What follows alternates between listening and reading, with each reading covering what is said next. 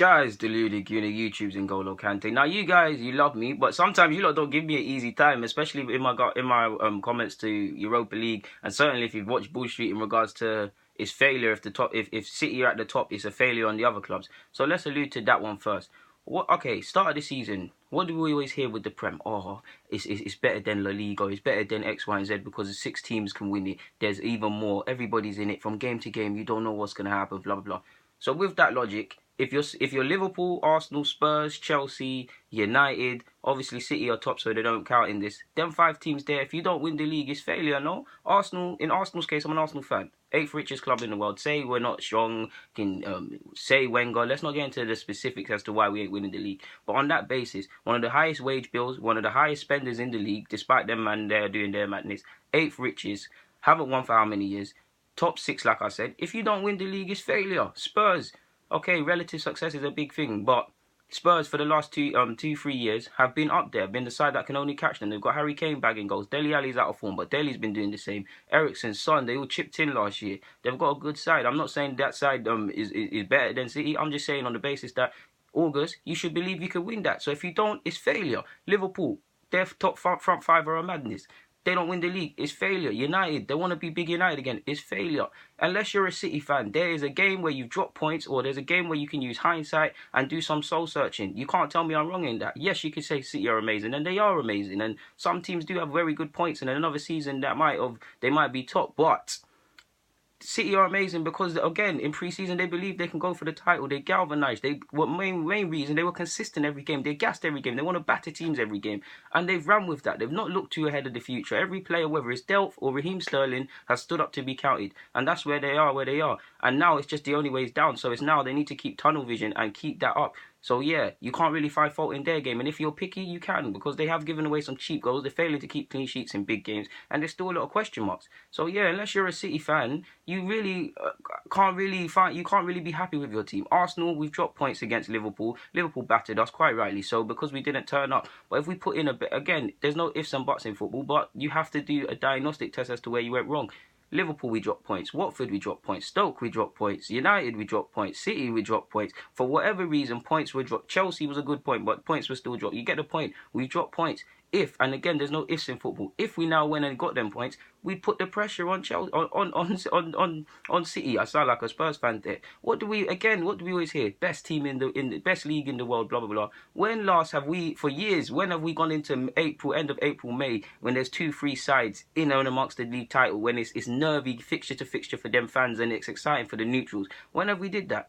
Last year we didn't do it because Chelsea made a terrific comeback and were leading the way and everyone was catting free at the back. Leicester, alright, you can force it and say Leicester. I don't believe you can, because obviously Arsenal beat them with the Welbeck thing, and there was a great story with Spurs and the Spurs and Chelsea stuff. You can be picky and say that, but that wasn't really that close. Let's be honest. Season before that, I'm so sure it was Chelsea. Jose did a skengman thing and they went and won that. When has there been a season where it's been close? It hasn't. Italy at this moment in time is a closer race. France, I'm pretty sure, last time I checked as well, the same goes for them. Spain, and I'm pretty sure, again, all closer matches than 11 points at the time of making this, whatever it's changed to now, that City now have. The team that runs away with it in December typically is the one that goes and does it. So for this league where 6 sides could win it, for a team like City out of the top 6 that can lead it with no real pressure being put on them, that is failure by the other sides. And if you're not, I'm sorry, but you're a liar. Like, I was reading through some of the comments from my video on Bull Street, and I was thinking some of you are moist and you're chatting shit, because it is true. It's a one-horse race at the moment, and the Premier League for a while has been that. And to a degree, we're all guilty of gassing it up. When you look between your eyes, you can say City have been so good, and it's no one's fault that City haven't been good. And it's not. I'm not taking aim at that. City have been amazing. That's good for them. But imagine you won your games. You'd be putting the pressure on them. Like, it's that simple.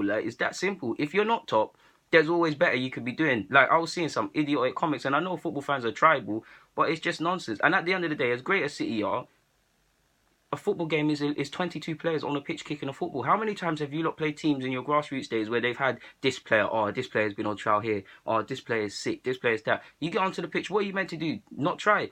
Are you going to keep crying that City are spending this money and United are spending this money and they're doing this, they're doing that? It's all valid points, but what are you meant to do? Not try?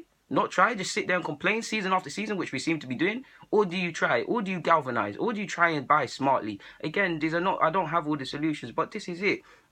And in regards to the Europa League, some people think I hate Europa League. Of old, it was a prestigious tournament. It was a standalone tournament. You had Cup Winners' Cup, you had the Champions League, you had UEFA Cup. It was prestigious. Now it's lost it. It's a cup for failures.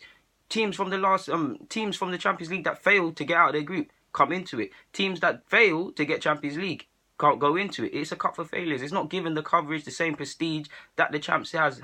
Don't get me wrong. Other clubs is relative success. Like, don't get me wrong. Of course, if I support Bournemouth and they get into Europa League and they win it, that's a madness for them. That's a madness for them. But if I look at Arsenal again, we have a lack of European trophies, so I would love to win it. But 8th richest club. Even Spurs, no, they have European trophies, but in the sense that neither side are the strongest. They shouldn't be happy with Europa League. Of course, you take it, you win it, you'll gas it up to the end of the day. But you want to be a big club. The Champions League is the carrot. And I've just said the UEFA Cup isn't the days of Ronaldo spinning Lazio and all of them madness there. It's not a great standalone. I envy the ones that were born in the 80s and them things there. It's not that no more. Yeah, Seville, we saw great football with Seville and Atletico. And I even remember Middlesbrough's decent run to the final a couple of years ago. But it's not that. And lastly, I want to speak... before I even get onto that. So that's my points on the Europa League. Arsenal will never win champs for a while, but that's what I want. And I'm not apologising for nothing. It's a cup for failures. It is a cup for failures. Regardless of what you look at, relative success or not, Europa League is for failures. You get in there because you didn't get champs. The big carrot about winning Europa League is not the actual trophy anymore. It's getting into the champs. Did United care about we've won Europa League for the first time in our history? No, they got champs. And I'm saying that I'm dismissing it. United won Europa League, correct me if I'm wrong, for the first time last year, right? Let's just flip it on its head and say replace their Champions Leagues with Europa Leagues. Am I going to still keep it with the same weight? That shows you everything you need to know about Europa League. Forgive me if I'm wrong. And while we're talking about European competition, you always hear we need a break in England, teams need a break. I think that's nonsense. You could say it's valid, but I think it's nonsense because from 05 to 012, you had Liverpool obviously won it, correct me if I'm wrong. Arsenal sadly got to the final and lost.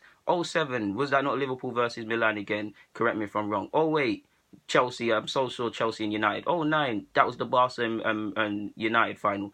2010, I can't remember, but I'm so sure there must have been an English final. Forgive me if I'm wrong, but 05 to 012, matter of fact, decent showing of English sides. Why was that? Because the money and the riches were higher and we had stronger sides. And I say that lightly because there were some good European sides. Now they've caught up with the money slightly and things and PSG's emergence and that. People are saying you need a break. So what when there's a break and these English sides same way get smacked up? What is it? I personally think one big thing, and it doesn't really hold weight because teams in the Prem do change tactics. The lack of changing tactics consistently could be a reason as to why teams struggle against European sides, to be honest with you. But yeah, man, guys, deluded, man. Just a couple thoughts, man. But yeah, it's morning time. I need to go have my cornmeal porridge and get ready. So I'm out, guys. Thank you very much for rocking with me today. I'm out.